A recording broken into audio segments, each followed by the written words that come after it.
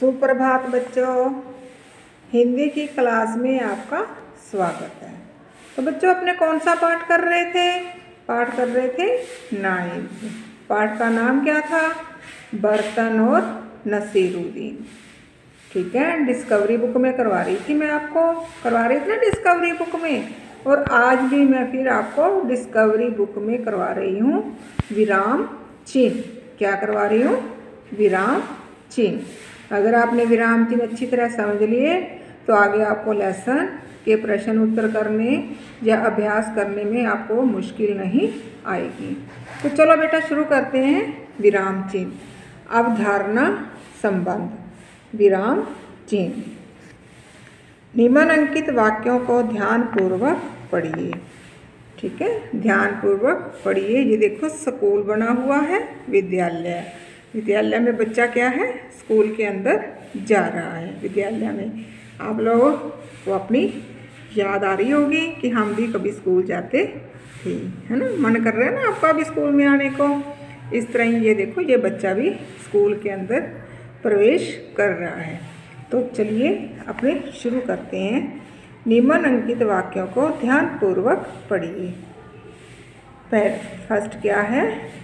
डिब्बे में देखो ये क्या बॉक्स बना हुआ है। बॉक्स में क्या है? शिक्षक, सोनम, रौनक।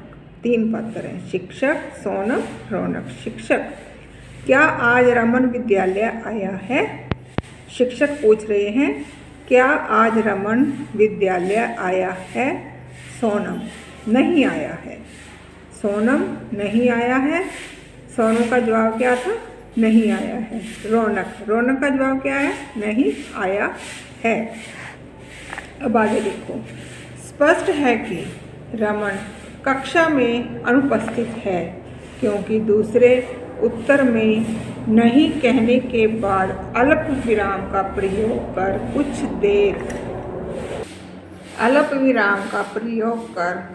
देर रुका गया है, जिससे स्पष्ट है कि रमन नहीं आया है। रुकना, रुकना। देखो स्पष्ट है कि रमन कक्षा में अनुपस्थित है। अनुपस्थित का मतलब होता है गैर हाजिर, जिसका मतलब होता है नहीं आना।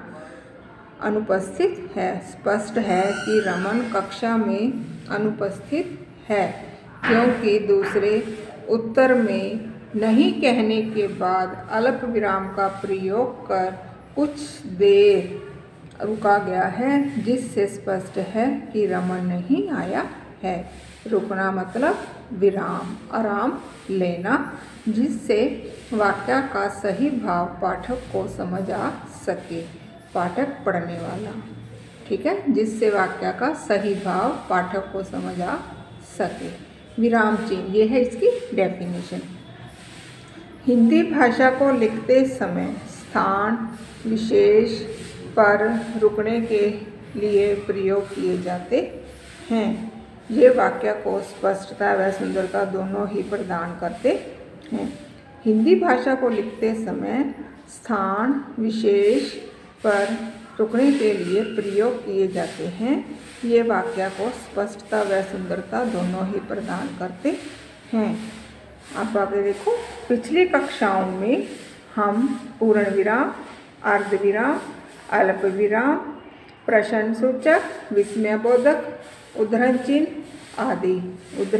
आदि विराम चिन्हों के बारे में जान चुके हैं। आइए पिछली कक्षाओं में पढ़े गए विराम चिन्हों को दोहराएं।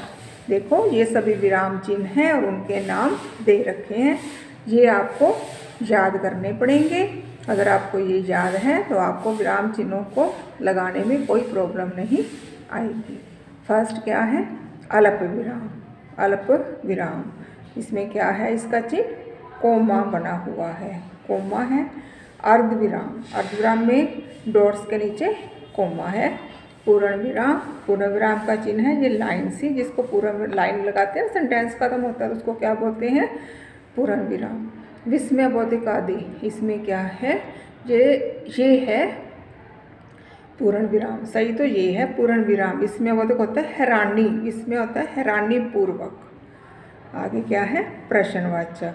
प्रश्नवाचक में क्वेश्चन मार्क लगाया जाता है, कोष्टक, बॉक्स, कोष्टक, उद्धरण चिन्ह, कोमे शुरू, कोमे बंद। ये तो थे आपके विराम चिन्ह के नाम।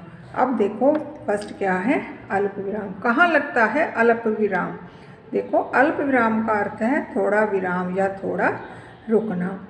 लेखन में इसका प्रयोग संयुक्त शब्दों को अलग करने, वाक्य के भीतर आने वाले शब्दों को अलग करने आदि के लिए होता है। जैसे तेनालीरामन विदूषक, आगे कोमा लग गया, तेनालीरामन विदूषक रुका, थोड़ा सा आराम लिया, तो क्या है हाजिर जवाब और वाक्पटु थे। होली को बच्चे बूढ़े, अमीर गरीब, बच्चे बूढ़े में कोमा आ गया, अमीर गरीब में आ गया कोमा, छोटे बड़े सब आनंद से मनाते हैं। अब आपको पता चलेगा ना अल्प विराम कहाँ लगाते हैं। एक बार फिर से देखो, तेनालीरामन विदूषक हाजिर जवाब और वाक्पटु थे। होली को बच्चे बूढ़े, अमीर गरीब, छोटे बड़े सब आनंद से मनाते हैं। ठीक है, ये तो था आपका अल्प विराम चिन्ह। और इसके आगे देखो कौन सा है लाघव चिन्ह।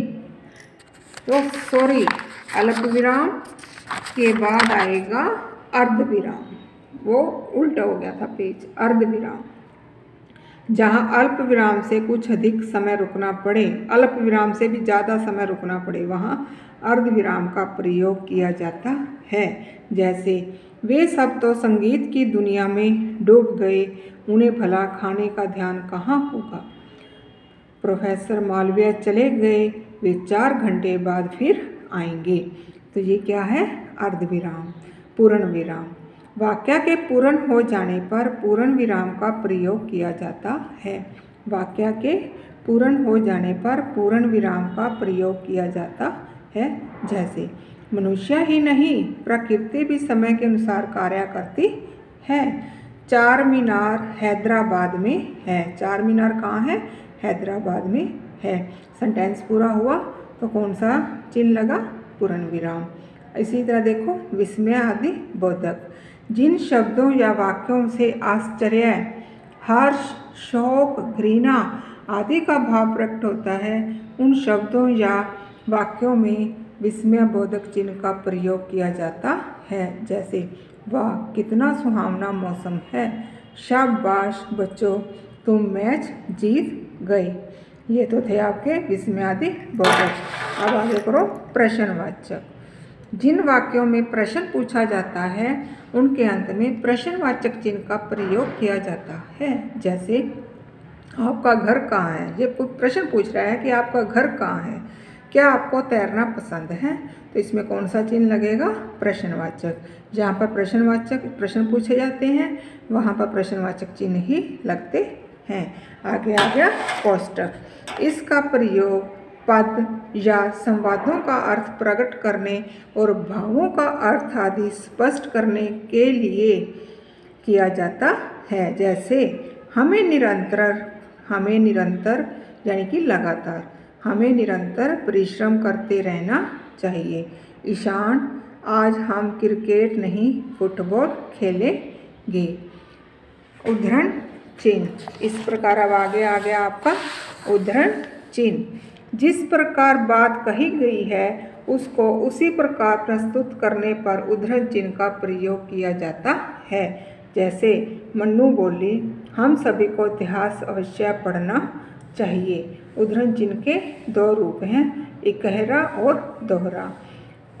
जब हम किसी को कही हुई बात को उसी के शब्दों में लिखते हैं तब दोहरे उद्धरण चिन्ह का प्रयोग किया जाता है। उसी जिसकी बात कही है उसी को ही उसी के शब्दों में लिखते हैं तो दोहरे चिन्ह उद्धरण चिन्ह का प्रयोग होता है। सुभाष चंद्र बोस ने कहा तुम मुझे खून दो मैं तुम्हें आज़ादी दूंगा। लेखक लेखिका समाचार पत्र पुस्तक, लेख का शीर्षक, पुस्तक का नाम इत्यादि लिखते समय इकहरे उद्धरण चिन्ह का प्रयोग किया जाता है। जैसे प्रसिद्ध हिंदी दैनिक दैनिक जागरण, गुलाबी शहर, जयपुर, सूर्यकांत त्रिपाठी, निराला। ये तो था आपका उद्धरण चिन्ह।